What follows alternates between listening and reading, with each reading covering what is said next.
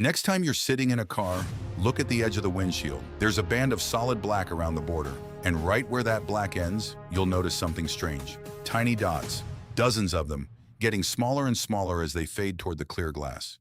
You've probably seen them your entire life without once questioning why they're there. They're not a sticker, they're not a design choice, and they're definitely not decoration. Those dots are solving a physics problem that, without them, could cause your windshield to pop clean off the car at highway speed. To understand why those dots exist, you need to know how modern windshields are actually attached to the car, because the method changed completely around the 1960s and 70s. And that change is what created the problem the dots are designed to solve. Before that era, windshields were held in place using thick rubber gaskets, basically a rubber seal that wedged the glass tightly into the car's metal frame. It worked well enough, but rubber gaskets had real problems. They rattled, they leaked in heavy rain, and as cars became faster and more aerodynamic, the thick rubber frame around the windshield became a drag problem. Engineers needed something better.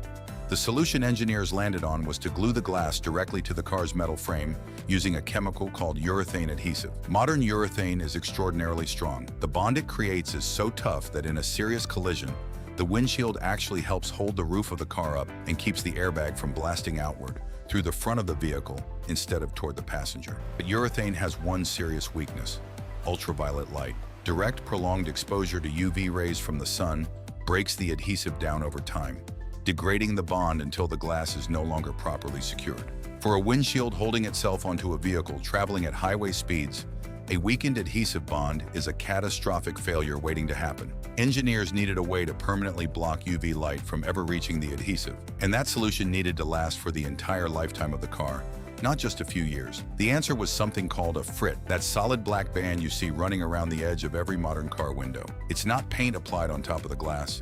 It's a ceramic coating baked directly into the surface of the glass itself during manufacturing at temperatures high enough to fuse it permanently. It cannot be scraped off, it won't peel, and it won't fade. It's essentially part of the glass. The Frit does three things at once. It permanently blocks UV rays from reaching the adhesive underneath, protecting the bond for the life of the vehicle. It creates a rough, textured surface that gives the urethane adhesive something to physically grip onto, strengthening the bond even further. And as a side effect, it hides the actual glue line from anyone looking at the car from outside, which is why windshields look clean and finished instead of showing a messy strip of adhesive around the edge. So the solid black band makes complete sense, but that still doesn't explain the dots. Why not just extend the solid black further in? This is where the physics gets interesting. Dark colors absorb heat dramatically faster than transparent or light-colored surfaces.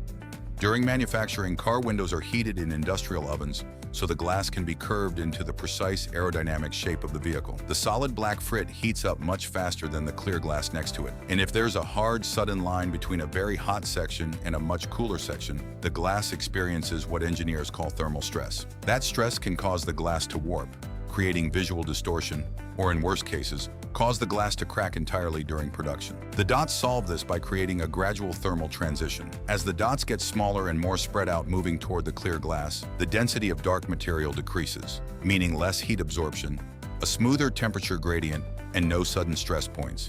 It's called a halftone pattern, and it's the same visual trick used in newspaper printing to create the illusion of shades of gray using only black dots of varying sizes. There's one more cluster of dots worth noticing directly behind the rearview mirror. That patch of dots is sometimes called the third visor Frit, and it's placed there deliberately. Your driver's side and passenger side sun visors can block sunlight from the left and right, but neither of them can reach that small strip of windshield right above the mirror. Sun coming through that gap hits the driver's eyes directly. The dot cluster behind the mirror acts as a built-in sun filter for exactly that blind spot, reducing glare without needing an extra visor. It's a detail so small most drivers never notice it exists. If you liked learning the real reason behind something you've driven past 100 times without a second thought, hit subscribe. This is Factor Fume, and there's a lot more of this coming.